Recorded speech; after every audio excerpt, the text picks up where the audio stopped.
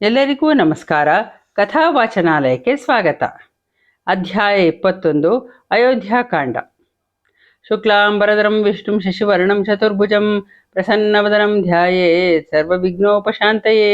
ಸರಸ್ವತೀ ನಮಸ್ತುಭ್ಯಂ ವರದೆ ಕಾಮರೂಪಿಣಿ. ವಿದ್ಯಾರಂಭಂ ಕರಿಷ್ಯಾಮಿ ಸಿದ್ಧಿರ್ಭವತು ಮೇ ಸದಾ. ಗುರುಬ್ರಹ್ಮ ಗುರುರ್ವಿಷ್ಣುಃ ಗುರುರ್ದೇವೋ ಮಹೇಶ್ವರಃ.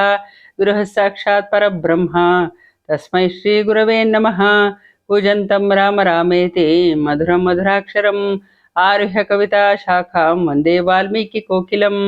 ರಾಮಾಯ ರಾಮಭದ್ರಾಯ ರಾಮಚಂದ್ರಾಯ ವೇದಸೆ ರಘುನಾಥಾಯ ನಾಥಾಯ ಸೀತಾಯ ಪತಯೇ ನಮಃ. ಜನರು ದುಃಖದಿಂದ ಅಳುತ್ತಿದ್ದರು. ಅವರು ಉಣ್ಣಲಿಲ್ಲ, ಮಲಗಲಿಲ್ಲ, ನಿದ್ರಿಸಲಿಲ್ಲ. ಹಾಗೆಯೇ ಬೆಳಗಾಯಿತು. ವಾಮದೇವ, ಕಾಶ್ಯಪ ಮೊದಲಾದ ಬ್ರಾಹ್ಮಣರು ಅಮಾತ್ಯರನ್ನು ಸೇರಿಸಿಕೊಂಡು ವಸಿಷ್ಠರಲ್ಲಿ ಹೋಗಿ ಹೇಳಿದರು, ಪೂಜ್ಯರೇ, 100 ವರ್ಷಗಳೇ ಕಳೆದಂತೆ ഇരുಳು ಬಹಳ ಕಷ್ಟದಿಂದ ಕಳೆಯಿತು. ಪುತ್ರ ಶೋಕದಿಂದ ದಶರಥ ಮಹಾರಾಜನು ಮೃತನಾಗಿರುವನು. ರಾಮನು ಕಾಡುಪಾಲಾದನು. ಲಕ್ಷ್ಮಣನು ಅವನನ್ನು ಹಿಂಬಾಲಿಸಿದನು. ಭರತ ಶತ್ರುಘ್ನರು ಕೇಕೇಯ ದೇಶದಲ್ಲಿ ಇರುವರು. ಆದುದರಿಂದ ಇಕ್ಷ್ವಾಕು ಕುಲದವನೊಬ್ಬನನ್ನು ರಾಜನನ್ನಾಗಿ ಮಾಡಬೇಕಾಗಿದೆ. ರಾಷ್ಟ್ರವು ಅರಾಜಕವಾಗಿ ಉಳಿಯಬಾರದಲ್ಲ. ಅರಾಜಕವಾದ ದೇಶವು ನಾಶವಾಗುತ್ತದೆ. ಅರಾಜಕವಾದ ರಾಜ್ಯದಲ್ಲಿ ಮಳೆ ಸುರಿಯದು, ಬೀಜ ಬಿತ್ತನೆ ನಡೆಯದು, ಮಗನು ಅಪ್ಪನ ಮಾತನ್ನ ಕೇಳುವುದಿಲ್ಲ, ಹೆಂಡತಿ ಗಂಡನನ್ನು ಧಿಕ್ಕರಿಸುವಳು, ಸಂಪತ್ತಿಲ್ಲ, ಮನೆ ಇಲ್ಲ, ಎಲ್ಲ ಅಸ್ತವ್ಯಸ್ತ. ಸತ್ಯ ನ್ಯಾಯಗಳು ಇರುವುದಿಲ್ಲ. ಪುಂಡ ಪೋಖರಿಗಳ ಭಯದಿಂದ ಜನರು ಉದ್ಯಾನವನಗಳಲ್ಲಿ ಸಂಚರಿಸುವುದಿಲ್ಲ. ದೇವಾಲಯಗಳು ಉಳಿಯುವುದಿಲ್ಲ. ಬ್ರಾಹ್ಮಣರು ಯಜ್ಞಗಳನ್ನು ನಡೆಸುವುದಿಲ್ಲ. ಬ್ರಾಹ್ಮಣರಿಗೆ ದಾನ ದಕ್ಷಿಣೆಗಳು ಇರುವುದಿಲ್ಲ. ಅಲ್ಲಿ ನಟ ನರ್ತಕರು ಸಂತೋಷವಾಗಿರುವುದಿಲ್ಲ. ಉತ್ಸವಗಳು ನಡೆಯುವುದೇ ಇಲ್ಲ. ಸಭಾಗೋಷ್ಠಿಗಳಿರುವುದಿಲ್ಲ. ವಣಿಜರ ವ್ಯವಹಾರಗಳು ಲಾಭದಾಯಕವಾಗಿರುವುದಿಲ್ಲ. ಕಥಾ ಪ್ರವಚನಗಳಿಗೆ ಜನರೇ ಸೇರುವುದಿಲ್ಲ. ಮಹಿಳೆಯರಿಗೆ, ಶ್ರೀಮಂತರಿಗೆ ರಕ್ಷಣೆ ಇರುವುದಿಲ್ಲ. ಯಾರು ಮನೆ ಬಾಗಿಲು ತೆರೆದಿಟ್ಟುಕೊಂಡು ಮಲಗಲಾರರು. ವ್ಯಾಪಾರಕ್ಕೆಂದು ದೂರದ ಊರುಗಳಿಗೆ ಹೋಗುವ ವಣಿಜರು ಕ್ಷೇಮದಿಂದ ತಮ್ಮ ಸರಕುಗಳೊಂದಿಗೆ ದಾರಿ ಸಾಗರು. ರಾತ್ರಿ ಆದಲ್ಲಿ ತಂಗುವ ನಿತ್ಯ ಸಂಚಾರಿ ಸನ್ಯಾಸಿಯು, ಏಕಾಂಗಿಯು ಕ್ಷೇಮದಿಂದ ದಾರಿಯಲ್ಲಿ ಹೋಗಲಾರ. ಅರಾಜಕವಾದ ರಾಜ್ಯದಲ್ಲಿ ಪ್ರಜೆಗಳ ಯೋಗಕ್ಷೇಮಕ್ಕೆ ಆಸ್ಪದವಿಲ್ಲ.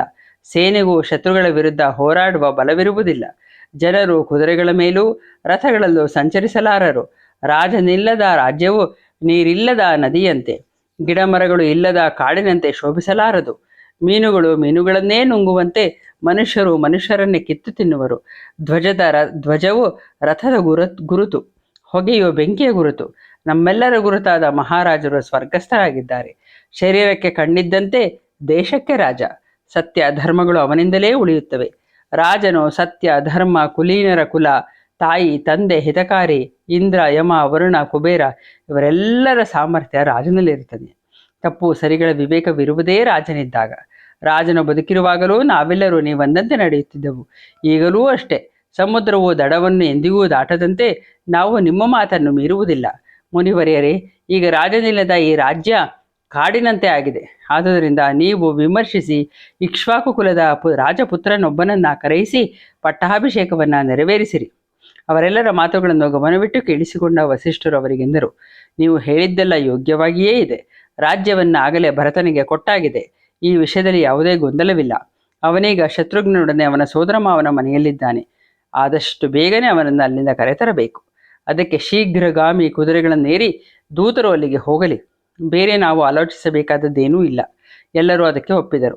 ವಸಿಷ್ಠರು ಸಿದ್ಧಾರ್ಥ, ವಿಜಯ, ಜಯಂತ, ಅಶೋಕನಂದನ ಎಂಬ ದೂತರನ್ನು ಕರೆದು ಅವರಿಗೆ ಆದೇಶಿಸಿದರು, ನೋಡಿರಪ್ಪ, ನಾವು ಹೇಳುವುದನ್ನು ಸರಿಯಾಗಿ ಕೇಳಿಸಿಕೊಳ್ಳಿ. ನೀವೀಗಲೇ ವೇಗದ ಕುದುರೆಗಳನ್ನೇರಿ ಕೇಕೇಯ ದೇಶಕ್ಕೆ ಹೋಗಬೇಕು.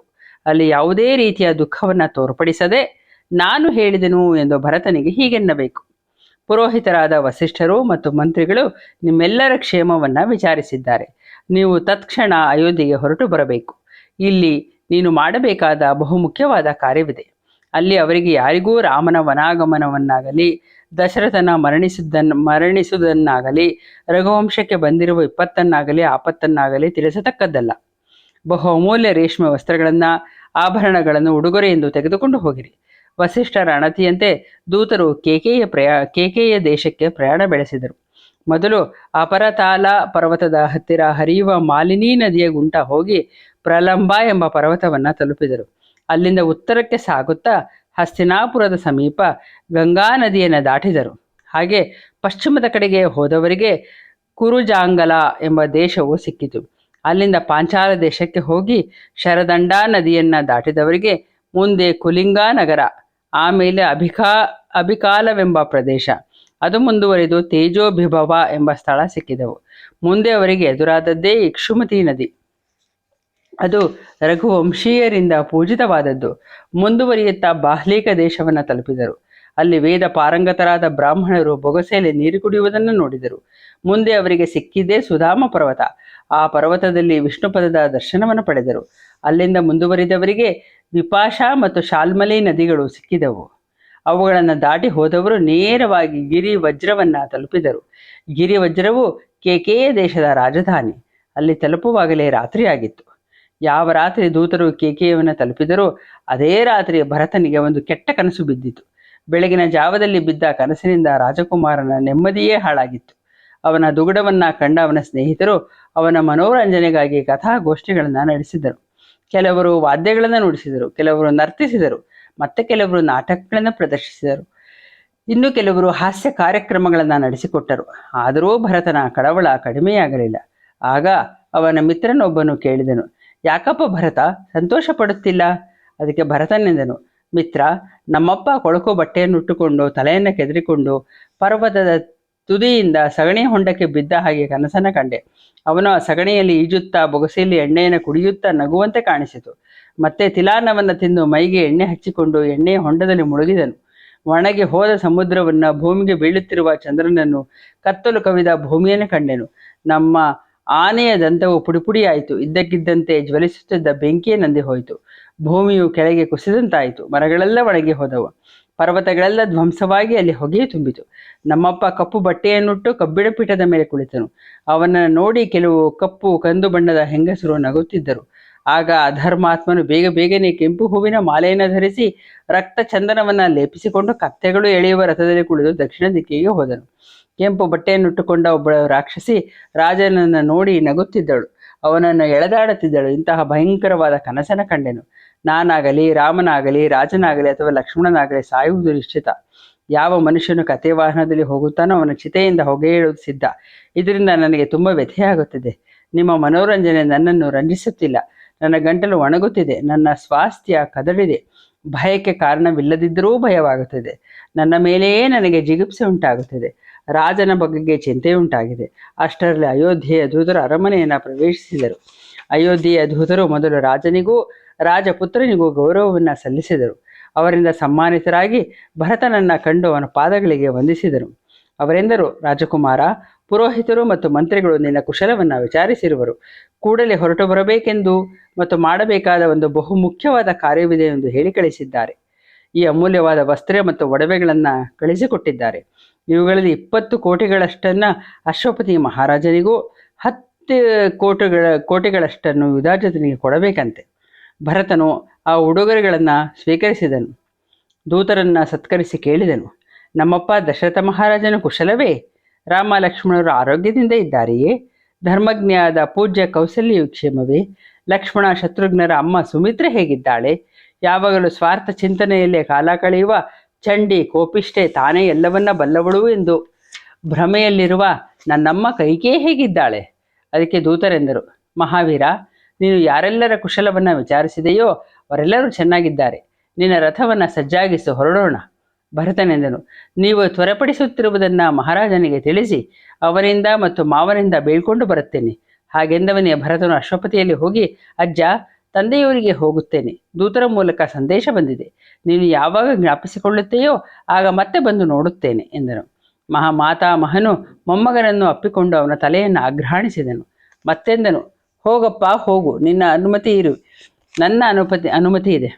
ನಿನ್ನಮ್ಮನ ಮತ್ತು ಅಪ್ಪನ ಕುಶಲವನ್ನು ವಿಚಾರಿಸಿದನು ಎಂದು ಹೇಳು. ಹಾಗೆ ಪುರೋಹಿತರ ರಾಮ ಲಕ್ಷ್ಮಣರ ಕುಶಲವನ್ನು ವಿಚಾರಿಸಿದನು ಎಂದು ಕೇಳು.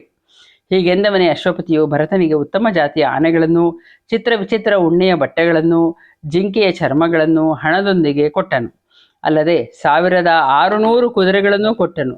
ಅವನ ಜೊತೆ ವಿಶ್ವಾಸಾರ್ಹರೂ ಗುಣಶಾಲಿಗಳೂ ಆದ ಜನರನ್ನು ಅವನನ್ನು ಹಿಂಬಾಲಿಸಲು ಹೇಳಿದನು. ಭರತನ ಮಾವನಾದ ಯುಧಾಜಿತನು ತನ್ನ ಸೋದರಳೆಯನಿಗೆ ಉತ್ತಮ ತಳಿಯ ಆನೆಗಳನ್ನು, ಪ್ರಶಿಕ್ಷಿತ ಹೆಸರುಗತ್ತೆಗಳನ್ನು, ಬೃಹತ್ಕಾಯದ ಬೇಟೆ ನಾಯಿಗಳನ್ನೂ ಇತ್ತನು. ಆದರೆ ಭರತನ ಮನಸ್ಸು ಅದ್ಯಾವುದನ್ನು ಮೆಚ್ಚಿಕೊಳ್ಳುವ ಸ್ಥಿತಿಯಲ್ಲಿ ಇರಲಿಲ್ಲ. ಅವರನ್ನು ಅವನ ದುಸ್ವಪ್ನ ಮತ್ತು ದೂತರ ಆಗಮನ ಗೊಂದಲಕ್ಕೀಡು ಮಾಡಿತ್ತು. ಅವನು ಅಜ್ಜನಿಗೂ ಮತ್ತು ಮಾವನಿಗೂ ವಿದಾಯವನ್ನು ಹೇಳಿ ಶತ್ರುಘ್ನನೊಡನೆ ರಥವನ್ನೇರಿ ಅಯೋಧ್ಯೆಗೆ ಹೊರಟನು. ಅವನ ರಕ್ಷಣೆಗೆ ಸೈನ್ಯವೂ ಹೊರಟಿತು. ಭರತನು ಪ್ರಯಾಣ ಮಾಡಿ 8ನೆಯ ದಿನ ಅಯೋಧ್ಯೆಯನ್ನು ಪ್ರವೇಶಿಸಿದನು. ಅವನು ಸಾರಥಿಗೆ ಹೇಳಿದನು, ಸಾರಥಿ, ಅಯೋಧ್ಯೆಗೆ ಬಂದಾಯಿತು, ಆದರೆ ಅಯೋಧ್ಯೆಯ ಮೊದಲಿದ್ದಂತೆ ಕಾಣಿಸುತ್ತಿಲ್ಲವಲ್ಲ. ವೇದಘೋಷ, ವಾದ್ಯಗಳ ನಾದ, ಜನರ ಕೋಲಾಹಲ ಒಂದೂ ಇಲ್ಲ. ಇಡೀ ನಗರವೇ ನೀರವವಾಗಿದೆ. ಎಲ್ಲೂ ಹರ್ಷದ ಕಳೆ ಗೋಚರಿಸುತ್ತಿಲ್ಲ. ಇದು ಕಾಡೋ ಅಥವಾ ನಗರವೋ ಎಂಬ ಸಂಶಯ ಬರುತ್ತಿದೆ. ಆದರೆ ಮೃಗಪಕ್ಷಿಗಳ ಸದ್ದೂ ಇಲ್ಲ. ತಂಪಾಗಿ ಮೃದುವಾಗಿ ಬೀಸುತ್ತಿದ್ದ ಗಾಳಿಯೂ ಇದು ಕಾಣೆಯಾಗಿದೆ. ಶಕುನಗಳು ಯಾವುದೂ ಶುಭವಾಗಿ ಕಾಣಿಸುತ್ತಿಲ್ಲ. ನನ್ನ ಮನಸ್ಸು ತೊಯ್ದಾಡುತ್ತಿದೆ. ನನಗೆ ಭಯವಾಗುತ್ತಿದೆ. ಭರತನು ವೈಜಯಂತವೆಂಬ ಮಹಾದ್ವಾರವನ್ನು ದಾಟಿ ಪುರಪ್ರವೇಶ ಮಾಡಿದನು. ದ್ವಾರಪಾಲಕರು ಜಯವಾಗಲಿ ಎಂದು ಘೋಷಿಸಿ ಅವನನ್ನು ಹಿಂಬಾಲಿಸಿದರು. ಭರತನು ಸಾರಥಿಗೆಂದನು, ಸಾರಥಿ, ಯಾವ ಕಾರಣವೂ ಇಲ್ಲದೆ ನನ್ನನ್ನೇಕೆ ಕರೆಸಿಕೊಂಡಿದ್ದಾರೆ? ನನಗೆ ಅನರ್ಥದ ಶಂಕೆಯುಂಟಾಗುತ್ತಿದೆ.